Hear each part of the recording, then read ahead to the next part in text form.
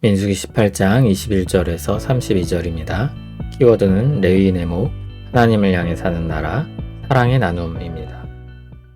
내가 이스라엘의 11조를 레위 자손에게 기업으로 다 주어서 그들이 하는 일, 곧 회막에서 하는 일을 감나니 이후로는 이스라엘 자손이 회막에 가까이 하지 말 것이라 죗값으로 죽을까 하노라. 그러나 레위인은 회막에서 봉사하며 자기들의 죄를 담당할 것이요 이스라엘 자손 중에는 기업이 없을 것이니 이는 너희 대대의 영원한 율례라.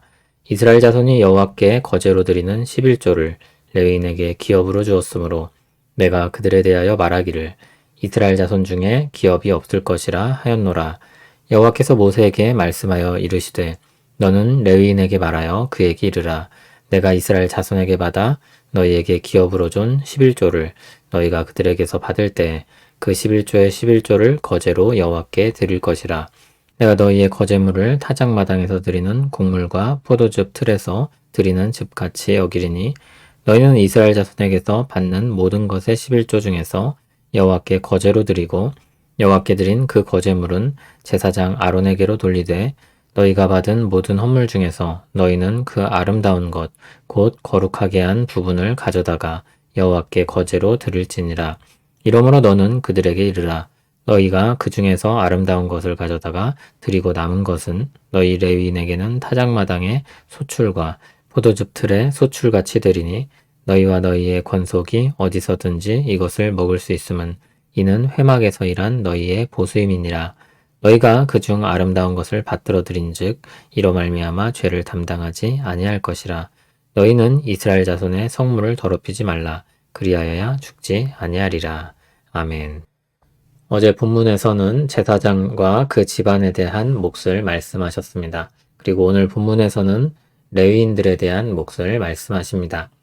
성막에서 봉사하는 레위인들의 몫은 백성들의 11조였습니다.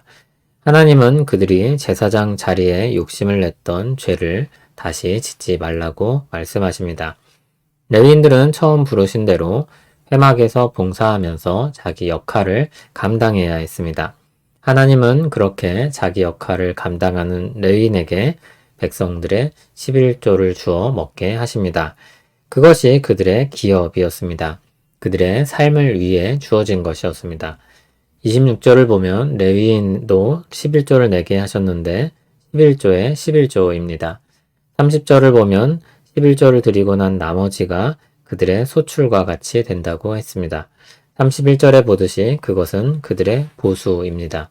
힘써 수고한 것에 대한 값인 것입니다. 32절에 다시 한번 제사장의 역할과 레위인의 역할을 구분하시면서 하나님이 정하신 것을 따라 일하여 죄를 짓지 말라고 하십니다. 하나님께서 주신 것을 받아 누리며 탐심을 버릴 것을 가르치신 것입니다. 하나님이 성막 봉사를 위해 섬기도록 레위인들을 부르셨습니다. 그리고 백성들의 11조를 통해 생계를 유지하도록 하셨습니다.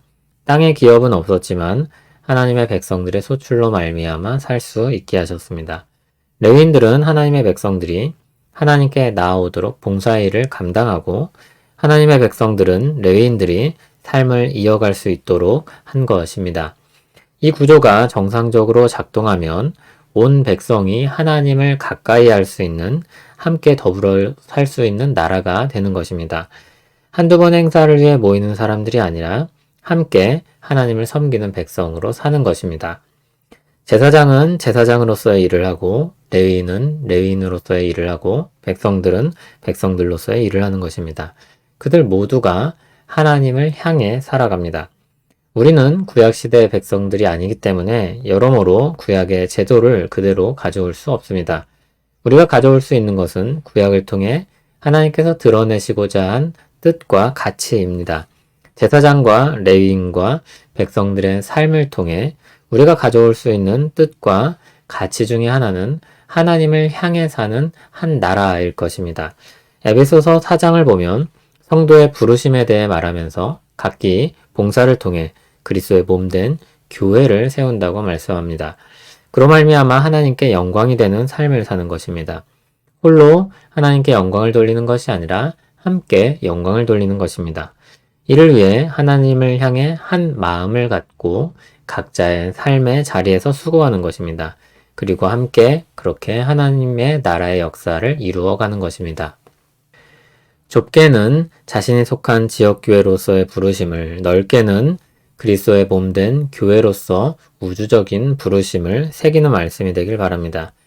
사랑으로 세우는 봉사를 통해 주님의 몸된 교회를 세우는 일에 내가 어떻게 동참하는지 생각해 보는 것도 좋을 것입니다. 단순히 기능적인 역할만이 아니라 정서적인 체험과 나눔까지도 생각을 더 넓혀보는 것도 좋을 것입니다.